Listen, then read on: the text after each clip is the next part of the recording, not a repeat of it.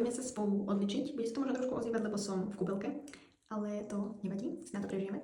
Idem použiť tento odličovač, je to penový odličovač, je úžasný, takže poďme na to. Vždycky si odličujem pleť aj s týmto masážnym vajíčkom od Ego. Strašne mi to robí dobre na pleť, je to taká masáž, také prekrmenie.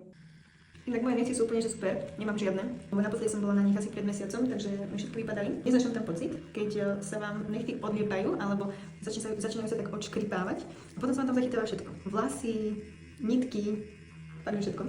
Takže išli jedným brzom dole. Prvý krok zbavenia sa tej najväčšej vrstvy make-upu mám za sebou a teraz idem olejovým odličovačom pekne krásne odličiť aj oči. Konkrétne tento je s esenciálnym olejom z Harmančeka, takže nádherne to očné okolie počas toho odličovania aj vyživí. Dobre, oči mám odličené, vždy ich mám takéto červené, nech sa odličujem hocičím, proste moje oči vyzerajú večer strašne unavené, pretože stávam o 5 a spávam v priemere tak asi 4,5 hodiny, takže voilà, tak to nechcete vypadať. Teraz idem ešte raz odličiť touto penou, ale nie už tým vajíčkom na čistenie, ale čisto iba rukami. Stačí. Teraz mám pleť dokonalo čistú. Toto je must have v každej skincare rutine. Milujem túto rúžovú vodu, nádherne vonia, je úžasná, je 100% čistá z rúží, je proste wow. Nešetrím. Počkám, kým sa mi strebe. No, rúžová voda mi krásne zaschla na pleti, hydratovala mi ju. Teraz môžem začať s nanášaním séra a krému a očného krému. Keďže je noc, idem si dať toto sérum, je to nočné sérum proti pigmentovým škvrnám. Zjednotí tom pleti, rozjasní ju, zbaví pigmentový škvrn, je vážne úžasné. Je masnejšie, ale nám to predsa nevadí.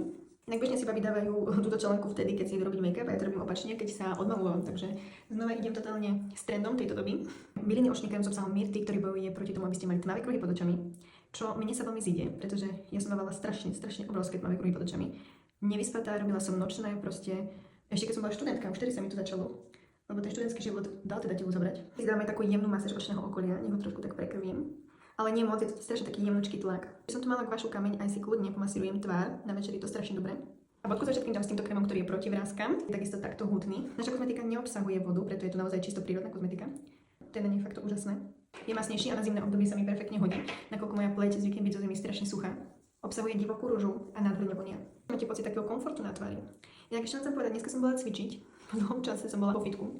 A čo čert nechcel, bolo to fakt niekoľko rokov dozadu, kedy som bola naposledy vo fitku a ja som tam prišla dneska a cítila som sa ako keby, že nepoznám ani jeden stroj, že neviem, čo mám robiť, proste bolo to strašne traumatizujúce pre mňa. No napokon som sa s tým nejako popasovala, dobre som si odcvičila a myslím, že až tak dobre, že sa budem mať problém ráno postaviť z postele. Áno, mám tu také jemné výražtičky okolo brady, uvedomujem si to, ale proste ženské hormóny takisto pracujú, musíme ich nech nájdu svoju cestu. Takže moja večerná skincare je na konci. Chcem vám zaprieť ešte krásny večer, dobrú noc. V prípade akýchkoľvek otázok ma môžete kontaktovať.